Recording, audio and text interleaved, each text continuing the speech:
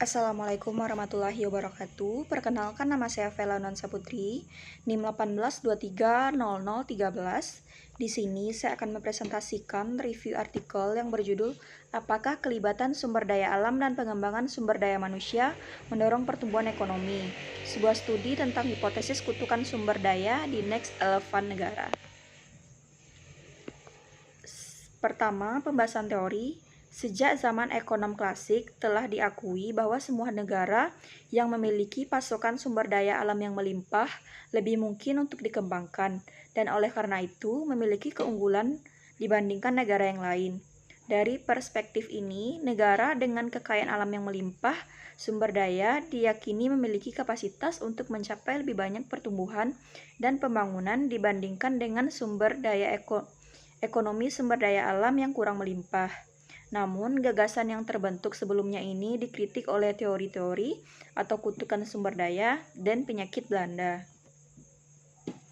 Banyak faktor yang mempengaruhi pertumbuhan ekonomi suatu negara, antara lain sewa sumber daya alam, modal manusia, pengembangan keuangan augment, industrialisasi, dan inovasi teknologi diakui memainkan peran penting dalam menentukan pertumbuhan ekonomi.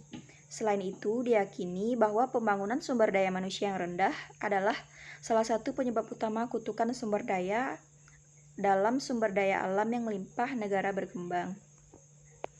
Yang kedua, kasus yang dibahas. Sejak tahun 2005, sekelompok peneliti dari Goldman Sachs mempresentasikan negara-negara N11 dan mengklarifikasikan sebagai suatu set negara yang tumbuh cepat dan memiliki potensi untuk melakukan inovasi yang baik. Negara-negara N11 termasuk Bangladesh, Mesir, Indonesia, Iran, Korea, Meksiko, Nigeria, Pakistan, Filipina, Turki, dan Vietnam. Negara-negara ini diharapkan dapat mewakili mayoritas penduduk dunia pada tahun 2050. Yang ketiga, objek penelitian.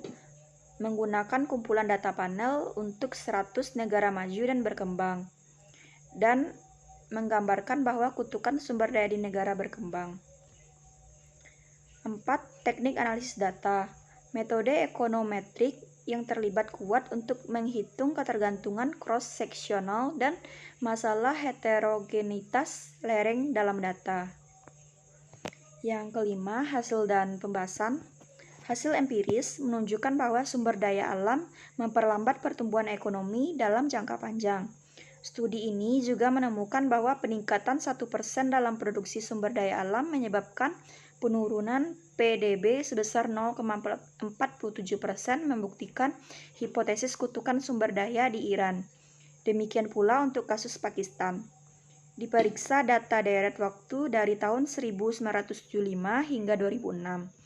Mereka menyimpulkan bahwa efek dari sumber daya alam terhadap pertumbuhan ekonomi adalah negatif, dan itu karena kurang memperhatikan pengembangan sumber daya manusia.